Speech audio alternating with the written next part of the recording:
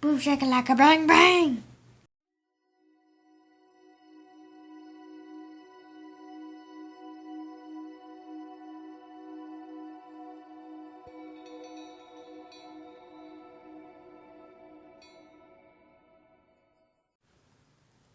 Hey YouTube, still keeping one here again, and I wanted to take some time to talk about the Better Business Bureau, also known as the BBB.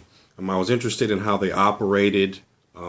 Most people know them as a type of consumer protection agency. You can go to their site and check out different businesses and see if they have any complaints or not, and if those complaints were resolved. So, it interested me. I have a business. I didn't really decide if I was going to go that route or not, but I did want to bring up some things that many people probably don't know about the BBB. Now, first off, the Bureau is actually a large group of branches. And in North America, they have over 110 branches. And each of them is independently owned and operated.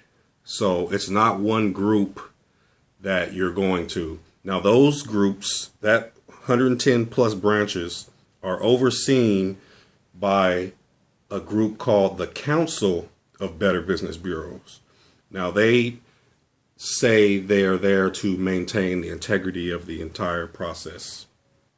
So I'm in Los Angeles, California, and if you didn't know, a few years back, the Southern California chapter of the Better Business Bureau, its largest chapter of all of the North American branches, was actually suspended because they were involved in something called the pay-to-play scandal.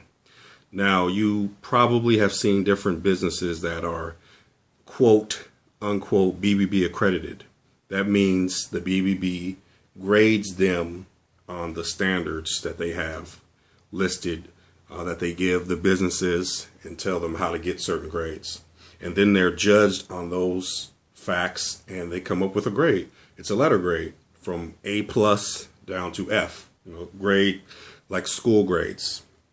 So the reason they were suspended is because they were found out to be giving higher grades to the people that were paying them, because you don't necessarily have to be a paying member of BBB to have a grade. They stand by that. Now, if you pay your dues and you have a high enough letter grade, you can tell people and you can display the sign that you're BBB accredited.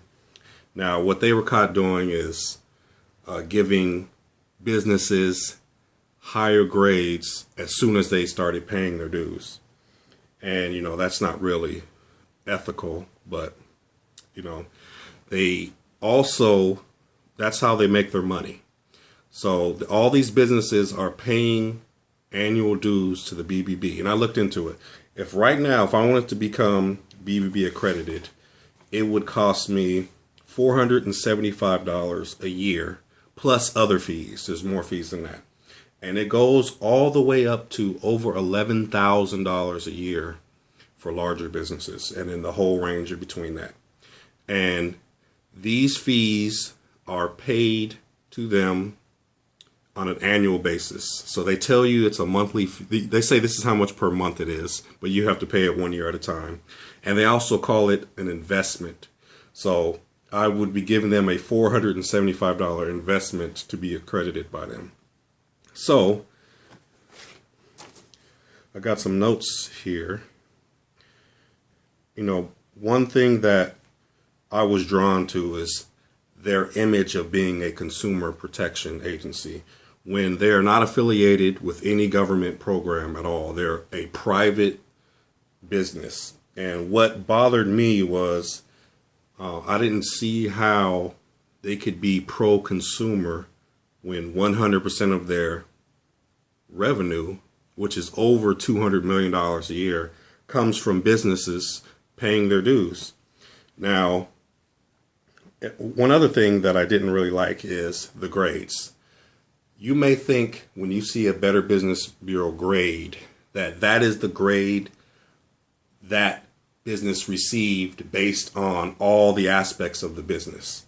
But the fact is that grade is only how that business handles complaints. And then not even just handling complaints through them. They want to be involved in every step of the process, the BBB. Let's say I have 10 complaints. I don't have any complaints, but let's say I had 10. And I resolved all 10 through the BBB. I kept them apprised of every level of the process.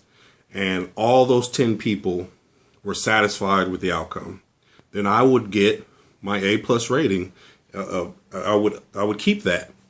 Now, let's say I'm working directly with a consumer. Let's say someone had a problem with me and then I didn't go through the BBB. Let's say I see, oh, you filed a claim or a dispute and you're unhappy, you're unsatisfied with some aspect of my business. Now, let's say I contact you directly, the person that made that complaint, and you are completely satisfied when we are done.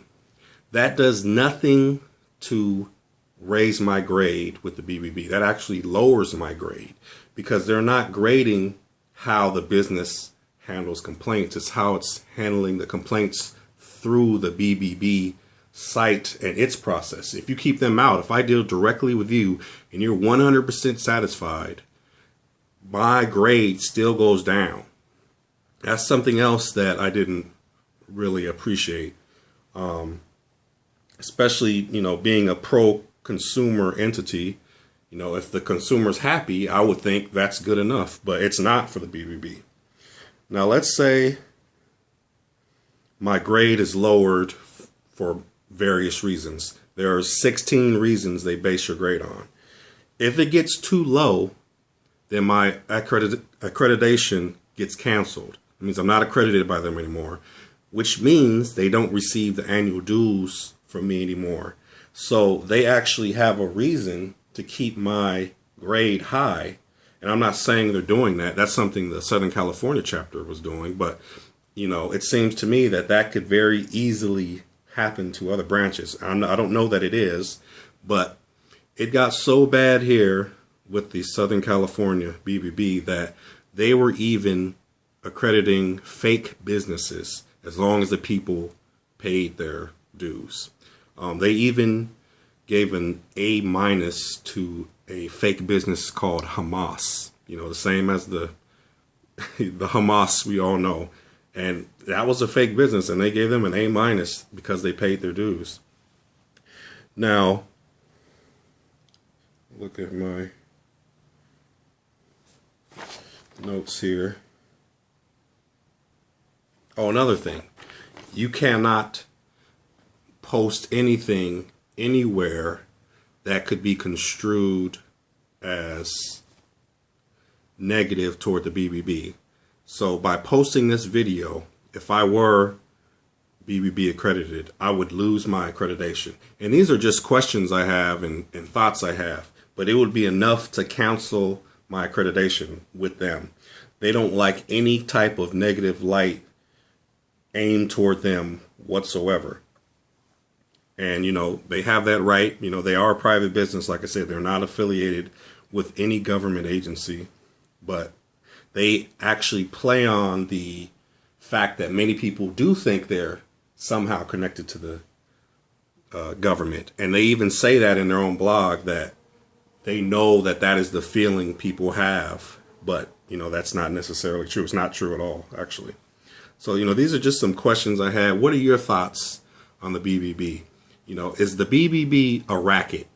That's what I want to know. In your eyes, is it a racket? If there are very strong signs saying that, okay, they need revenue to stay in business. So what do you do for that revenue? Does that, affect any of the other branches like it's so strongly affected, the Southern California branch? The Southern California BBB has a grade of F, if you can believe that. But, this video has gone on long enough. I have so many more notes, but I don't want to go on any more. But please, what are your thoughts? Is the BBB even necessary anymore? We have different sites that you can make complaints on, or you can leave reviews. And, there's actually, a lot of fake reviews out there also, both bad and good. So is the BBB necessary? And, what are your thoughts on it? I just want to spark a conversation. All right, I'll see you on the next one. Thanks a lot, YouTube.